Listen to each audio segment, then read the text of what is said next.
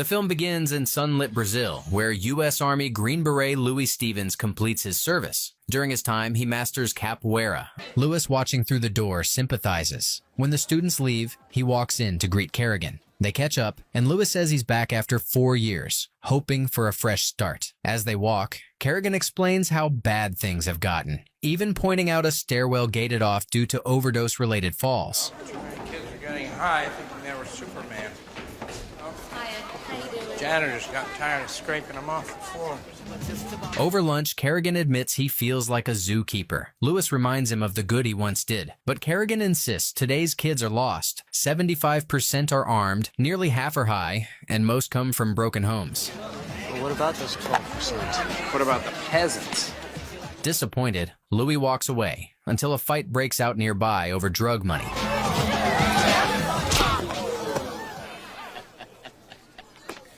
There's a little family problem here, Teach. Louis tells the aggressor to back off. The man calls it a family matter, but Louis isn't having it. Tension builds as students gather, sensing a fight. First of all, I ain't a teacher. Before anything escalates, Kerrigan steps in, but someone shoves Louis, triggering a swift capoeira response. He takes a few hits, but quickly dominates the scene, impressing everyone with his fluid, acrobatic moves. Afterward, Kerrigan proposes Louis as a possible mentor. He argues that if the kids paid attention during a fight, maybe their energy can be redirected. Staff laugh off the idea. Some say teaching martial arts to violent teens is reckless. Others question Louis' qualifications. As Louis starts to leave, Diana, another teacher and former classmate, speaks up. She recalls how Louis changed for the better thanks to Kerrigan, and now he wants to help others. The principal reluctantly agrees to give Louis a chance. Outside, Louis thanks Diana, but she keeps things professional. Hey, Diana, whoa. I just wanted to say thanks. I just don't think that my support was based on anything other than those kids. Later, Louis and Kerrigan visit an abandoned firehouse they plan to convert into a capoeira training center for 12 troubled students. It's a mess, but they begin cleaning. The next day, a bus drops off the kids. You must be kidding. Suspicious and aggressive, the students are more used to fights than discipline. Louis observes silently. A school officer drops off their records. The principal warns Louis not to let him down. Orlando is embarrassed but unhurt. Louis takes the knife and ends class, telling them to come tomorrow in loose clothes, barefoot, and ready to ginga. As they leave, Louis asks Orlando's name. Orlando insults him. Louis asks if he wants his knife back, but the kid stays cocky. Kerrigan steps in and notes Orlando shouldn't have had a knife at all. And he has no business carrying that knife in the first place. Louis returns it and reminds Orlando about dress code. Afterward, Kerrigan warns that Orlando has a violent record and a cousin, Silverio, who runs a powerful gang. Louis says trust must start somewhere. Later, Donovan, the radio kid, asks to borrow the capoeira tape. You have a name? Yeah. Donovan. Louis gives it to him, showing trust. That night, he reads the kids' files, eager to understand and help, not just with hope, but with method and patience. The next morning, Donovan returns with the radio and a new remix of the capoeira track. I ran your tape through a MIDI setup. Your percussion and vocals are panned. Louis likes it and plays it during training. Everyone enjoys the updated rhythm. He begins the lesson, but not all join. Shay, the quiet one, says they expected to learn to fight, not dance. Another kid mocks and slaps him, starting a fight. Louis stops it and ends class. Later, he asks Shay to stay. Except you, Shay, you stay. What you talking about? He started. I said you stay. Louis spends the afternoon giving Shay a one-on-one lesson. That evening, Kerrigan sees the two bonding and is surprised by Shay's progress. Hey, Mr. Kerrigan. And light and slow first one. And bam. Good. All right. And this time hard. The next day, Shay uses his new skills to defeat IE, his bully. IE can't get back up.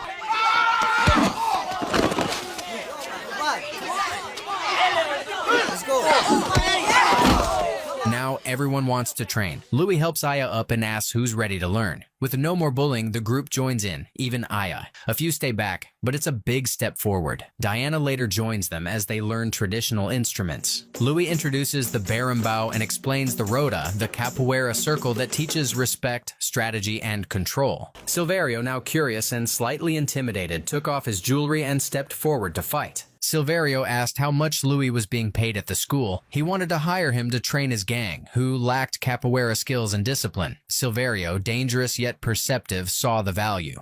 But Louis declined, saying he had a roof over his head, and that was enough. It's been quite a long time since I met a real-life Santo. Annoyed, Silverio told Louis not to play games with someone raised in the worst parts of Rio de Janeiro. He promised they'd soon find out who the real capoeira master was. Turns out, Silverio himself was a skilled capoeirista, one who used it for fear and control. His power reached into the school and neighborhood. Many students either followed him or feared him. Soon, the fight began, with both showing off advanced techniques. Even Orlando was amazed. Silverio was cheered on by his crew, while Louis stood alone, backed only by his resolve. The battle leaned in Silverio's favor. He attacked relentlessly.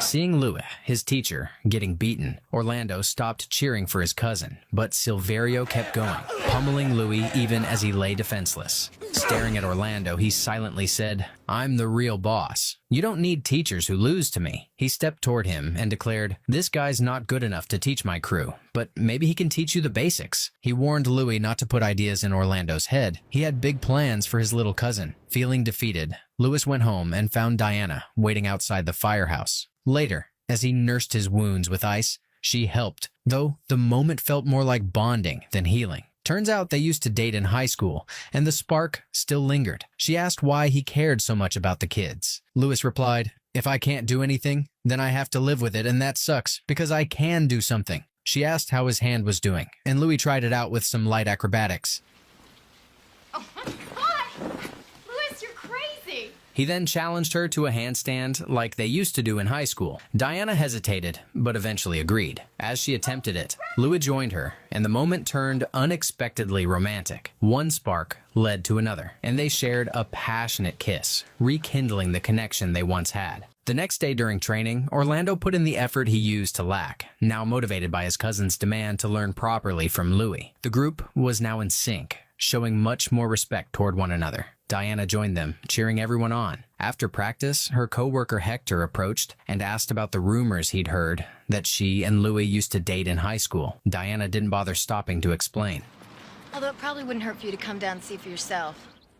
Later, Hector visited the firehouse and found Mr. Kerrigan and the principal observing the students. The once violent kids were now focused, disciplined, and visibly changed. Hector cynically remarked that they'd only found a more efficient way to give each other bloody noses. But the principal defended them, saying that without Louis, things like nosebleeds would have escalated to gun violence, especially in Orlando's case. Louis had made them better. And these were the 12 worst kids at Lincoln, the absolute bottom of the heap.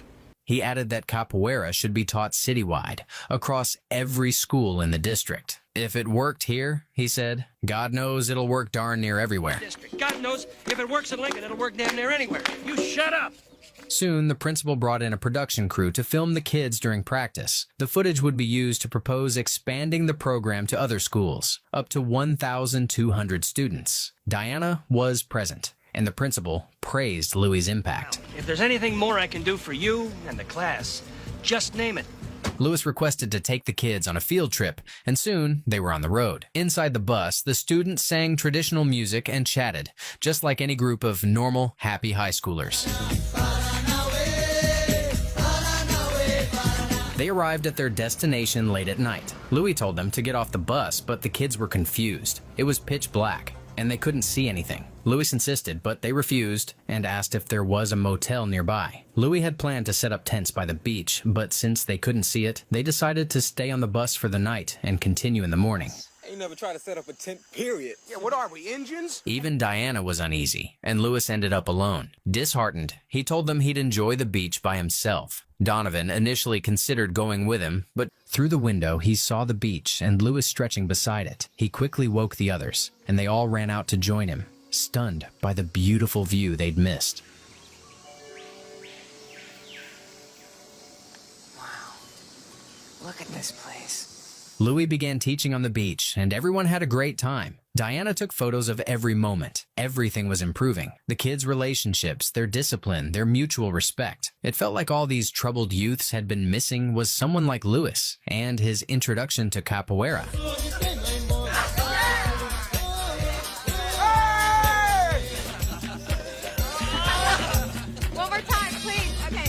That night, they set up tents and relaxed, enjoying each other's company. Louis asked Donovan where Orlando was. He pointed to the shore, where Orlando sat alone, deep in thought. Louis joined him, and Orlando confessed he should have been working for his cousin that weekend instead of coming on the trip. Louis encouraged him to think more of himself, but Orlando admitted he didn't believe he was good for anything but the illegal work he did for Silverio. Stripping cars was all he knew. Louis responded that the world could be as big or as small as Orlando chose. What Louis was offering was a choice. This world can be about as big as you ever want it to be. I'm here.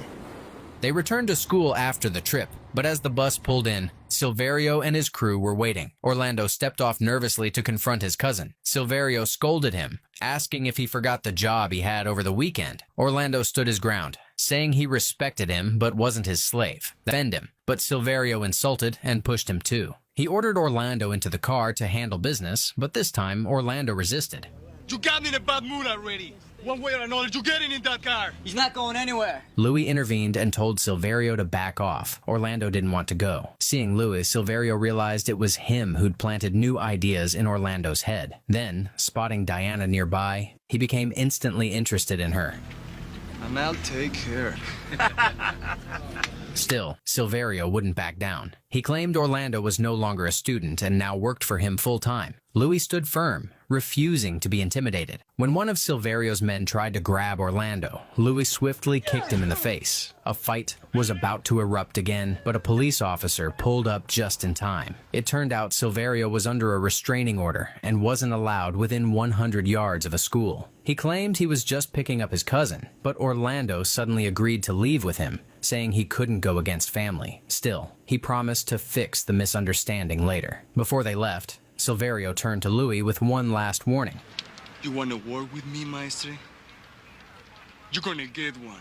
That night, Silverio's gang held a violent capoeira ritual. They used the art only for intimidation and made a vow to crush the resistance growing within the school. The next day, they broke in undetected and vandalized everything they could. They shattered mirrors, wrecked equipment, damaged cars outside, and even threw students down the stairs, turning the school into a war zone. Meanwhile, in the parking lot, Silverio crept up behind Diana and frightened her. Though she clearly wasn't interested, he cornered her with his gang and delivered a message. If Louis wanted to take over his territory, he'd have to offer something in return. He harassed and traumatized her, but eventually let her go without further harm. Shortly after, in Mr. Kerrigan's classroom, the teacher walked in to find it being trashed by the gang. He tried to stop them with a punch. However, after Mr. Kerrigan threw the first punch, Silverio returned. Following a few missed swings, he ruthlessly knocked the old man to the ground. Once Kerrigan was down, Silverio poured gasoline all over the room, lit a book on fire,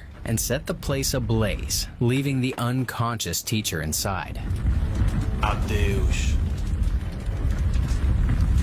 From smoke inhalation, Louis was heartbroken over the loss of a good kid who had so much potential. News reporters began gathering outside as the principal arrived. When the instructor of an experimental martial arts program reportedly crossed swords with local gang members. The principal was deeply shaken by the accusations that the reformed students were responsible. He believed them. From his office, he angrily told Louis to never return. The kung fu experiment was over. Diana tried to speak up in Louis' defense, insisting the kids had changed, but the principal wouldn't listen. Devastated, Louis left the school grounds. On his way out, he found Shay on the soccer field. Louis approached, but Shay's coach called him to join class. Before leaving, Shay warned Louis that Silverio's gang was out looking for him. That night, Orlando visited Louis at the training center. He had a fresh scar on his face, clearly showing he'd had a rough encounter with his cousin. He came to warn Louis to leave Miami and go as far away as possible before it was too late. You gotta leave, man. I mean, get out of Miami. Out of Florida, far away as you can go. Lewis refused, saying he would defend himself. Orlando noticed a map with a red circle marking the car shop where Silverio ran his illegal operations. He asked Louis what he planned to do and warned him. The entire neighborhood feared Silverio. Even the police couldn't stop him. If Louis persisted, he might end up dead. But Lewis, still grieving Donovan's death, said that someone had to act. When he asked Orlando if he even cared, Orlando admitted he just didn't want Louis to end up like him. Man, I just don't want to see you ending up like him. Determined to take Silverio down, Lewis set out that night. Undetected, he entered the chop shop and found two men working on a car. He appeared from the shadows and attacked. Though they tried to defend themselves, they were no match for Lewis's skill. He beat one of them against the car, knocking him out. The other grabbed a chainsaw, attempting to slash him, but Louis dodged with agile capoeira movements. Silverio continued mocking, but out of nowhere, Orlando kicked him in the face. Silverio struck back, sending him flying. The climactic battle had begun, a final duel between two capoeira masters, one who used the art for peace and one for fear. The fight was fierce and visually stunning. They matched each other's moves in an epic showdown, using every corner of the scrapyard. But Louis, driven by purpose and guided by discipline, gained the upper hand. He defeated Silverio not by killing him, but by overpowering and humiliating him in front of his gang, breaking the illusion of his dominance.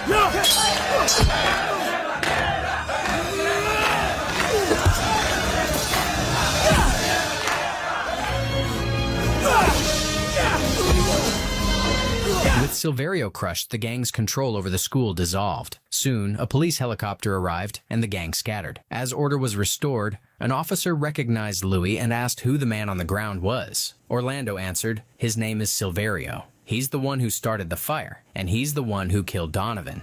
He's my cousin. He's the guy who started the fire at the school. The film ends on a note of hope. The capoeira program thrives, now with dozens of students involved. In the final scene, Louis leads a joyful, vibrant class in the schoolyard. His original 12 students now help teach the newcomers. These kids have traded violence for discipline, fear for community. Thanks to capoeira and thanks to Louis, they've found a new path, one built on strength of mind and heart.